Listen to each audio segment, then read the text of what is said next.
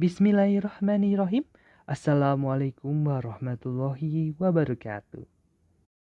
Halo sahabat Al-Fatih, kembali lagi di channel Al-Fatih, Wahana Inspirasi. Nah, kali ini Al-Fatih akan memberikan sebuah materi kepada sahabat tentang wanita pun terfitnah oleh laki-laki. Banyak dalil yang menunjukkan bahwa Allah dan Rasul-Nya memperingatkan kaum lelaki terhadap bahaya fitnah wanita. Fitnah wanita di sini maknanya adalah cobaan dan penyimpangan agama yang disebabkan oleh wanita. Allah Ta'ala berfirman dalam Quran surah Ali Imran ayat 14 yang artinya adalah dijadikan indah pada pandangan manusia kecintaan kepada apa-apa yang diinginkan, yaitu wanita-wanita, anak-anak, harta yang banyak dari jenis emas, perak, kuda pilihan, binatang-binatang ternak, dan sawah ladang. Itulah kesenangan hidup di dunia dan di sisi Allah lah tempat kembali yang baik atau surga. Rasulullah Shallallahu Alaihi Wasallam bersabda, tidaklah ada sepeninggalku fitnah cobaan yang paling berbahaya bagi lelaki selain fitnah cobaan terhadap wanita. Hadis Bukhari nomor 5096 dan Muslim nomor 2740. Ini semua menunjukkan bahwa betapa bahayanya fitnah wanita bagi laki-laki. Namun, ini semua bukan berarti wanita tidak terfitnah oleh laki-laki. Wanita pun bisa jatuh pada penyimpangan agama karena sebab perkara laki-laki. Dari Aisyah radhiyallahu anha, Nabi Shallallahu Alaihi Wasallam bersabda, sesungguhnya wanita adalah saudara kandung laki-laki. Hadis Abu Daud nomor 236 disahihkan Al-Albani dalam Sahih Abu Daud. Ibnu Atsir rahimahullah mengatakan maksudnya wanita itu mirip dan semisal dengan laki-laki. An-Nihaya 492. Sehingga di antara makna hadis di atas adalah jika lelaki bisa terfitnah oleh wanita, maka demikian juga wanita bisa terfitnah oleh laki-laki. Dari Anas bin Malik radhiyallahu anhu, ia berkata, Nabi Shallallahu Alaihi Wasallam pernah melakukan suatu perjalanan. Kemudian kusir menyerukan hida, seruan-seruan untuk memacu hewan agar lebih cepat. Maka Nabi Shallallahu Alaihi Wasallam pun bersabda, wahai anjasa, berlemah lembutlah terhadap gelas-gelas kaca, yaitu para wanita yang ada di rombongan. Hadis Bukhari nomor 6209. Dalam riwayat lain, Nabi Shallallahu Alaihi Wasallam bersafar bersama sebagian istrinya dan di antara mereka ada Ummu Sulaim. Maka Nabi bersabda kepada Anjasa, wahai Anjasa, pelan-pelanlah jika sedang mengawal gelas piala kaca. Hadis Bukhari nomor 6149 dan Muslim nomor 2323. Hadis ini memberikan faidah tentang bahayanya fitnah laki-laki terhadap wanita.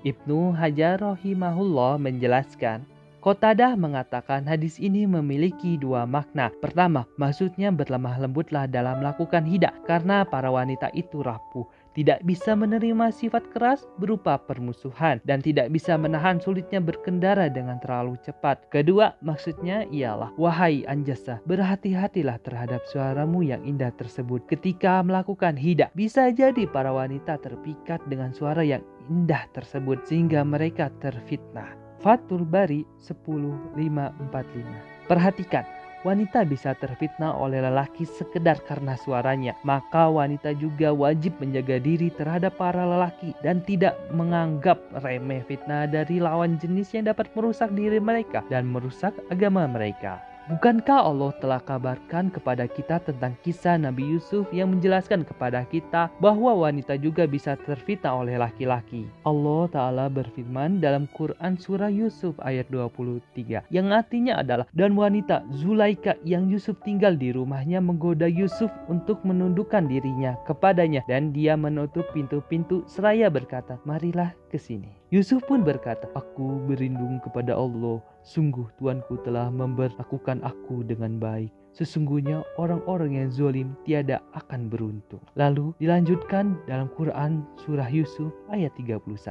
Maka tatkala wanita itu Zulaika mendengar cercaan mereka, diundangnya lah wanita-wanita itu dan disediakannya bagi mereka tempat duduk dan diberikannya kepada masing-masing mereka sebuah pisau untuk memotong jamuan. Kemudian dia berkata kepada Yusuf, keluarlah, nampakkan dirimu kepada mereka. Maka tatkala wanita-wanita itu melihatnya, mereka kagum kepada keelokan rupanya dan mereka melukai jari tangannya dan berkata, "Maha sempurna Allah, ini bukanlah manusia, sesungguhnya ini tidak lain hanyalah malaikat yang mulia." Oleh karena itulah salah satu hal yang ditekankan oleh Rasulullah Shallallahu Alaihi Wasallam kepada para wanita adalah menjaga kemaluan, yaitu hendaknya wanita jangan sampai terkena fitnah dari laki-laki sehingga berbuat dosa yang terkait dengan kemaluan. Dari Abu Hurairah radhiyallahu anhu, Rasulullah Shallallahu Alaihi Wasallam bersabda, apabila seorang wanita mengerjakan sholat 5 waktu, mengerjakan puasa di bulan Ramadan, menjaga kemaluan dan menaati suami, maka ia akan masuk surga dari pintu mana saja yang ia inginkan. Hadis Ibnu Hibban nomor 4163 disahihkan oleh Al-Albani dalam Sahih At-Targhib nomor 2411. Maka sudah semestinya para wanita juga menjaga diri mereka terhadap lawan jenis agar tidak terkena fitnah dari para laki-laki. Hendaknya mereka menjaga adab-adab terhadap lawan jenis, diantaranya adalah: pertama, tidak berdua-duaan dengan lawan jenis. Kedua, tidak berkomunikasi dengan lawan jenis berdua melalui japri tanpa ada kebutuhan. Ketiga, bercampur baur antara lelaki dan wanita yang membuat mudah sekali berpandang-pandangan ataupun bersentuhan, sebagaimana dilarangnya berdua-duaan. 4. Wanita tidak melembut-lembutkan suara ketika berbicara dengan lawan jenis, termasuk suara yang bisa dianggap lucu, ayu, imut, dan semisalnya. 5. Berbicara dan memenuhi suatu keperluan dari balik tabir jika memungkinkan. 6. Ingat bahaya fitnah lawan jenis baik wanita yang belum bersuami maupun yang sudah bersuami. 7. Tidak saling tertawa, interaksi yang terlalu akrab, candaria, dan semacamnya yang membekas di dalam hati dan dapat menimbulkan desiran-desiran syahwat. 8. Ketika safar, wanita wajib bersama mahramnya. 9.